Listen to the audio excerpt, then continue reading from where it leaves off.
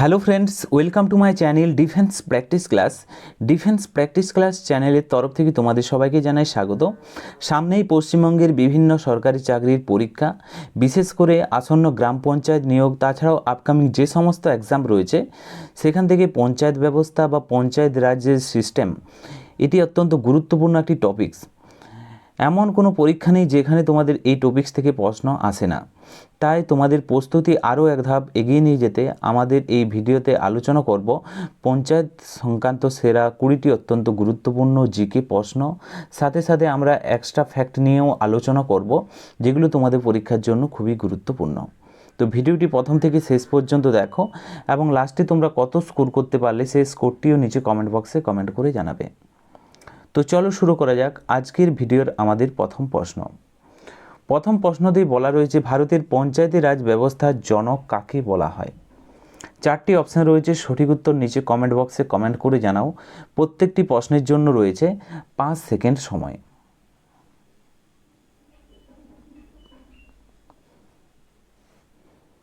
এই প্রশ্নের সঠিক উত্তরটি হয়ে যাবে option B is the correct answer, Balwant Rai Mehta. মনে রাখবে সঠিক উত্তর হয়ে যাবে পঞ্চায়েত রাজ ব্যবস্থার জনক বলা হয় তাকে, অপশন বি সঠিক উত্তর। ওকে, এছাড়াও কিছু এক্সট্রা পয়েন্ট দেখে নাও। 1957 সালে গঠিত বলবন্ত রায় মেহতা কমিটির প্রথম ত্রিস্তরীয় পঞ্চায়েত ব্যবস্থার সুপারিশ করেছিল তিনি। ওকে, নেক্সট প্রশ্ন দেখো, 2 নম্বর প্রশ্ন, ভারতের কোন রাজ্যে প্রথম পঞ্চায়েতি রাজ ব্যবস্থা চালু হয়? সঠিক উত্তর কী হবে নিচে কমেন্ট বক্সে কমেন্ট করো ফটাফট। রাইট অ্যান্সার হয়ে যাবে option C is the correct answer, Rajasthan. মনে রাখবে 1959 সালের 2রা অক্টোবর রাজস্থানের নাগৌর জেলায় স্বাধীন ভারতের প্রথম পঞ্চায়েতি রাজ ব্যবস্থা চালু হয়। নেক্সট প্রশ্ন হচ্ছে 3 নম্বর প্রশ্ন, পশ্চিমবঙ্গের পঞ্চায়েত ব্যবস্থা কত স্তর বিশিষ্ট?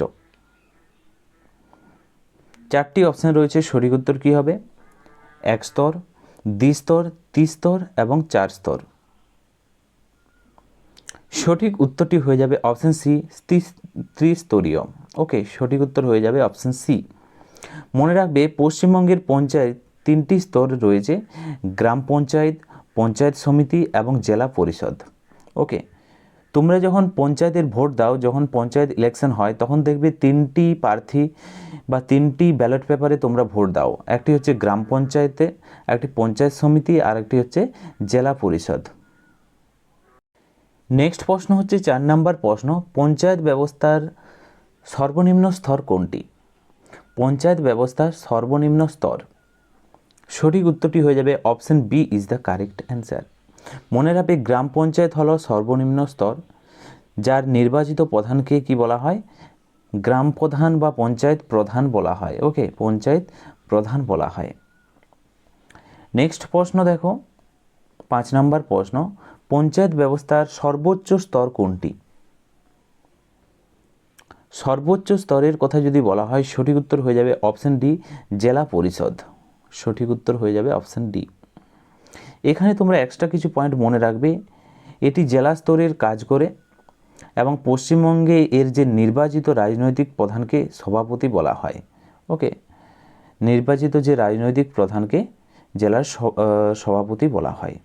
ওকে, নেক্সট প্রশ্ন দেখো, 6 নম্বর প্রশ্ন, সংবিধানের কত নম্বর ধারায় পঞ্চায়েত গঠনের নির্দেশ দেওয়া হয়েছে?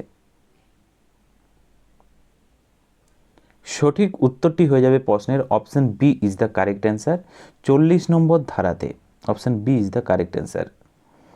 এবং তোমরা মনে রাখবে এটি ভারতীয় সংবিধানের পার্ট 4 বা 4 নম্বর পার্টে থাকা রাষ্ট্র পরিচালনার নির্দেশমূলক নীতি, যে ডিপিএসপির অন্তর্গত। নেক্সট প্রশ্ন দেখো, 7 নম্বর প্রশ্ন, পঞ্চায়েত নির্বাচনে দাঁড়ানোর জন্য সর্বনিম্ন বয়স কত হতে হবে? এই প্রশ্নের সঠিক উত্তরটি হয়ে যাবে option B is the correct answer, 21 বছর হতে হবে। অপশন বি সঠিক উত্তর। ওকে, এর পাশাপাশি তোমরা মনে রাখবে ভোট দেওয়ার জন্য ন্যূনতম বয়স 18 বছর হওয়া প্রয়োজন এবং পঞ্চায়েত নির্বাচনে প্রার্থী হওয়ার জন্য কমপক্ষে 21 বছর বয়স প্রয়োজন। নেক্সট হচ্ছে 8 নম্বর প্রশ্ন, পঞ্চায়েত রাজ ব্যবস্থার মধ্যবর্তী স্তর কোনটি? পঞ্চায়েতি রাজ ব্যবস্থার যে মধ্যবর্তী স্তর সেই স্তরটিকে বলা হয় পঞ্চায়েত সমিতি বলা হয়। Option B is the right answer. এখান থেকে তোমরা মনে রাখবে এটি হচ্ছে ব্লক স্তরে কাজ করে এবং পশ্চিমবঙ্গের এই নির্বাচিত প্রধানকে কি বলা হয়? ব্লক সভাপতি বলা হয়। ওকে, পঞ্চায়েত সমিতির যে প্রধান সেখানে তাকে কি বলা হয়? ব্লক সভাপতি বলা হয়। নেক্সট হচ্ছে 9 নম্বর প্রশ্ন, পঞ্চায়েত নির্বাচনের দায়িত্বপ্রাপ্ত সংস্থা কোনটি? সঠিক উত্তরটি হয়ে যাবে অপশন বি, রাজ্য নির্বাচন commission. Option B is the correct answer. রাজ্য নির্বাচন কমিশনের কথা যদি বলা হয়, সংবিধানের 243 কে ধারা অনুযায়ী রাজ্য নির্বাচন কমিশন এই নির্বাচন পরিচালনা করে থাকে। ওকে, তো এক্সট্রা পয়েন্টে তোমরা দেখে নাও, সংবিধানের 243 কেতে ধারাতে অনুযায়ী রাজ্য নির্বাচন কমিশনার এই নির্বাচন পরিচালনা করে থাকেন। নেক্সট হচ্ছে 10 নম্বর প্রশ্ন, গ্রাম স্বরাজ ধারণাটি কার মস্তিষ্ক প্রসূত? গ্রাম স্বরাজ, সঠিক উত্তরটি হয়ে যাবে অপশন সি, মহাত্মা গান্ধীর মস্তিষ্ক। অর্থাৎ মহাত্মা গান্ধী এই প্রস্তাবটি দিয়েছিলেন বা ধারণাটি দিয়েছিলেন। গান্ধীজি বিকেন্দ্রীভূত শাসক বা ভারতের প্রতিটি গ্রামে স্বনির্ভরতার উপর জোর দিয়েছিলেন। Option C is the correct answer. Next হচ্ছে 11 নম্বর প্রশ্ন, ভারতের সংবিধানের কততম সংবিধান সংশোধনের মাধ্যমে পঞ্চায়েতের রাজ ব্যবস্থাকে সংবিধানে স্বীকৃতি দেওয়া হয়েছে?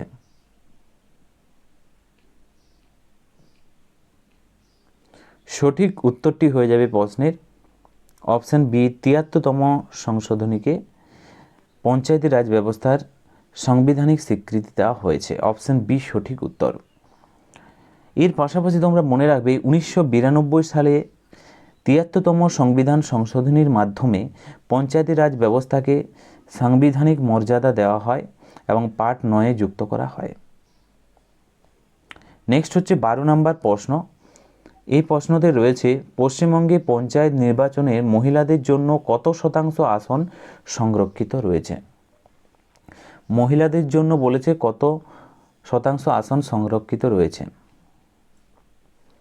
রাইট অ্যান্সার হয়ে যাবে option B is the correct answer, 50% is the correct answer. এবং অনেকের মনে প্রশ্ন জাগতে পারে যে 30% কেন হলো না বা 33%? তো তোমরা মনে রাখবে 73তম সংবিধানে মহিলাদের জন্য 33% আসন সংরক্ষণের কথা বলা হলেও পশ্চিমবঙ্গে এটি বাড়িয়ে 50% করা হয়েছে। ওকে, পশ্চিমবঙ্গে তা 50% করা হয়েছে। নেক্সট হচ্ছে 13 নম্বর প্রশ্ন, গ্রাম সভার সদস্য কারা হতে পারেন? গ্রাম সভার সদস্য কারা হতে পারেন? সঠিক উত্তর হয়ে যাবে অপশন সি, সমস্ত নিবন্ধিত ভোটাররা, অর্থাৎ সমস্ত যারা ভোটার রয়েছে। তো তোমরা এখানে মনে রাখবে গ্রাম পঞ্চায়েত এলাকার যে অন্তর্ভুক্ত ভোটার তালিকায় যাদের নাম রয়েছে তারা সকলেই এর সদস্য। নেক্সট হচ্ছে 14 নম্বর প্রশ্ন, একটি গ্রাম পঞ্চায়েতের স্বাভাবিক মেয়াদ কত বছরের হয়? সঠিক উত্তর হয়ে যাবে অপশন সি, 5 বছরের মেয়াদ হয় গ্রাম পঞ্চায়েতের। ওকে, এখানে তোমরা মনে রাখবে সংবিধান অনুযায়ী অর্থাৎ সাংবিধানিক অনুযায়ী প্রতিটি পঞ্চায়েত তার প্রথম সভার তারিখ থেকে 5 বছর ধরে কাজ পরিচালনা করতে পারে। নেক্সট হচ্ছে 15 নম্বর প্রশ্ন, অশোক মেহতা কমিটি পঞ্চায়েতি রাজ ব্যবস্থার জন্য কটি স্তরের সুপারিশ করেছিল? অশোক মেহতার কথা যদি বলা হয় তোমরা এখানে মনে রাখবে দ্বিস্তর যে সুপারিশ করেছিল। Option B is the correct answer. Okay, স্তরের সুপারিশ করেছিল অশোক মেহতা কমিটি। Option B is the correct answer. মনে রাখবে সালটি 1977 সালে গঠিত অশোক মেহতা কমিটির পঞ্চায়েতি রাজ ব্যবস্থার জন্য দ্বিস্তরীয় কাঠামো সুপারিশ করেছিল। নেক্সট হচ্ছে 16 নম্বর প্রশ্ন, এই প্রশ্নতে কি বলা রয়েছে? পঞ্চায়েত সমিতির প্রধান কার্যনির্বাহী অধিকারীর বা এক্সিকিউটিভ যে অফিসার হিসাবে কি দায়িত্ব পালন করেন পঞ্চায়েত সমিতির? এই প্রশ্নের সঠিক উত্তর হয়ে যাবে এটি হচ্ছে ব্লক লেভেলের অর্থাৎ BDO. Option C is the correct answer. Block development officer BDO পদাধিকার বলে পঞ্চায়েত সমিতির যে কার্যনির্বাহী আধিকারিক হিসাবে কাজ করে। নেক্সট হচ্ছে 17 নম্বর প্রশ্ন। এই প্রশ্নতে রয়েছে ভারতীয় সংবিধানের কোন তফসিলে, কোন শিডিউলে পঞ্চায়েতি রাজ ব্যবস্থার ক্ষমতা সম্পর্কে বলা হয়েছে? তপশিলের কথা যদি বলা হয় সঠিক উত্তর হয়ে যাবে একাদশ তপশিলে, option C is the correct answer. Okay, এবং তোমরা মনে রাখবে 73তম সংশোধনীর মাধ্যমে এটি একাদশ তপশিলে পঞ্চায়েতের 29টি কার্যাবলীর কথা উল্লেখ করা হয়েছে। নেক্সট হচ্ছে 18 নম্বর প্রশ্ন। রাজ্য অর্থ কমিশন, স্টেট ফাইন্যান্সের যে কমিশন কে নিয়োগ করেন? স্টেট ফাইন্যান্স কমিশন কে নিয়োগ করেন? এই প্রশ্নের সঠিক উত্তরটি হয়ে যাবে অপশন সি, রাজ্যপাল নিয়োগ করেন। এর পাশাপাশি তোমরা মনে রাখবে পঞ্চায়েতগুলোর যে আর্থিক অবস্থা পর্যালোচনার জন্য রাজ্যপাল প্রতি 5 বছর অন্তর রাজ্য অর্থ কমিশন গঠন করেন। নেক্সট হচ্ছে 19 নম্বর প্রশ্ন। ন্যায় পঞ্চায়েত প্রধানত কোন স্তরের বা কোন ধরনের বিষয়কে এর বিচার করে? ন্যায় পঞ্চায়েত কোন ধরনের বিষয়ের বিচার করে যদি বলা হয়, এই প্রশ্নের সঠিক উত্তর হয়ে যাবে অপশন সি, ছোটোখাটো দেওয়ানি বা ফৌজদারি এই বিষয়ে বিচার করে থাকে। Option C is the correct answer. এছাড়াও এক্সট্রা পয়েন্ট মনে রাখবে গ্রামাঞ্চলে দ্রুত বা সুলভ ন্যায়ের বিচারের প্রদানের জন্য এটি ছোটোখাটো মামলার নিষ্পত্তি করে ন্যায় পঞ্চায়েত। নেক্সট হচ্ছে 20 নম্বর প্রশ্ন, আজকের ভিডিওর লাস্ট প্রশ্ন। পশ্চিমবঙ্গের গ্রাম পঞ্চায়েতের নির্বাচিত প্রধানকে কি বলা হয়? এই প্রশ্নের সঠিক উত্তরটি হয়ে যাবে পঞ্চায়েত প্রধান বলা হয় প্রধান। Option B is the correct answer. মনে রাখবে পশ্চিমবঙ্গের গ্রাম পঞ্চায়েতের প্রধানকে প্রধান বা পঞ্চায়েত সমিতির প্রধানকে সভাপতি এবং জেলা পরিষদের প্রধানকে সভাধিপতি বলা হয়। ওকে, তো তার সাথে সাথে এই পয়েন্টগুলো মনে রাখবে। তো ফ্রেন্ডস, এগুলিই ছিল আজকের ভিডিওর আমাদের গুরুত্বপূর্ণ কিছু প্রশ্ন উত্তর। তোমরা 20টি প্রশ্নের মধ্যে কত স্কোর করতে পারলে অবশ্যই নিচে কমেন্ট বক্সে কমেন্ট করে জানাবে, এবং ভিডিওটি যদি ভালো লেগে থাকে অবশ্যই তোমরা লাইক করো এবং তোমাদের বন্ধুদের সাথে ভিডিওটি শেয়ার করো। তো আজকের ভিডিওটি আমরা এখানেই শেষ করছি। Thank you for watching. জয় হিন্দ, জয় ভারত।